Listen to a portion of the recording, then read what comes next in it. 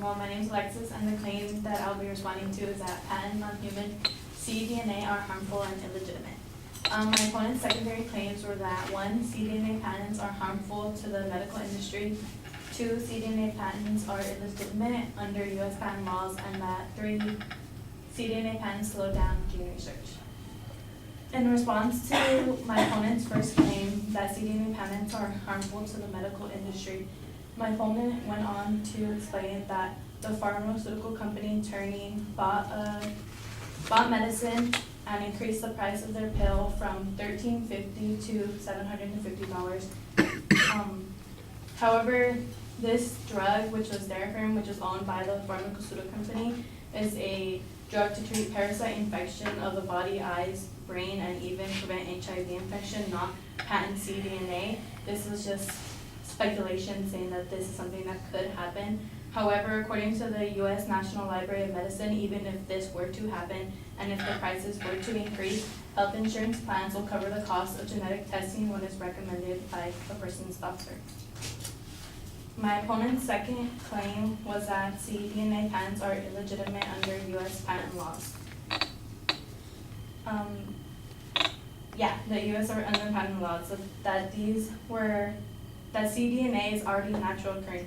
And even though cDNA is natural occurring, cDNA is an important research tool.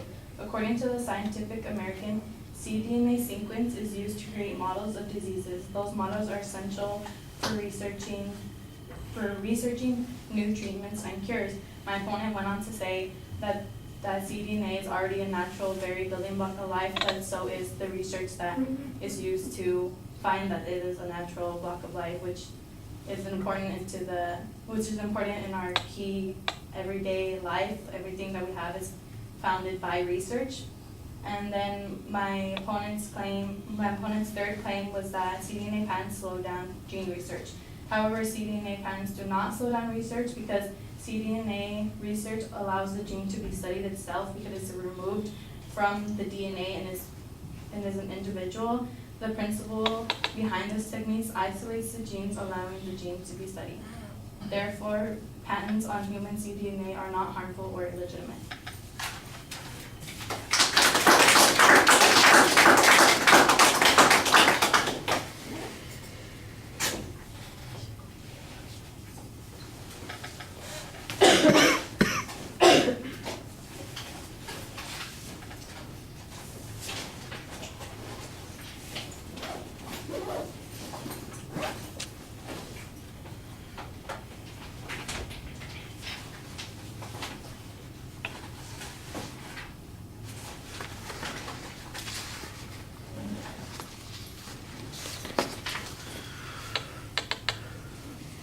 Well, the structural stuff is all clear. The individual points, you label them when you get to them. Some of your arguments, though, I don't think really get into come to grips with some of the things that the advocate was talking about. So on the first point, for instance, your argument seems to be about whether or not genetic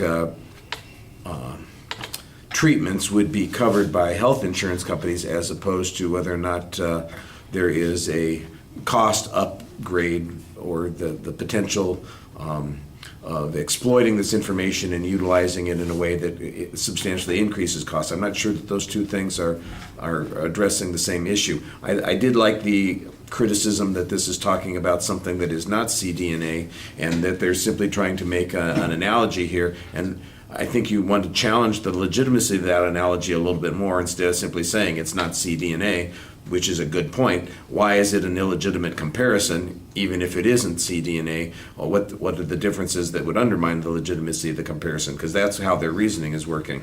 On the second point, I'm not exactly sure what that gets you. The notion that it's being used for research, well, that's a good thing. But the idea that you could do this research without the patent, or that it would be more widely available with or without the patent, I don't get a claim on either of those points. So this just feels like it's general background information that doesn't really make a claim in regard to the advocate's point.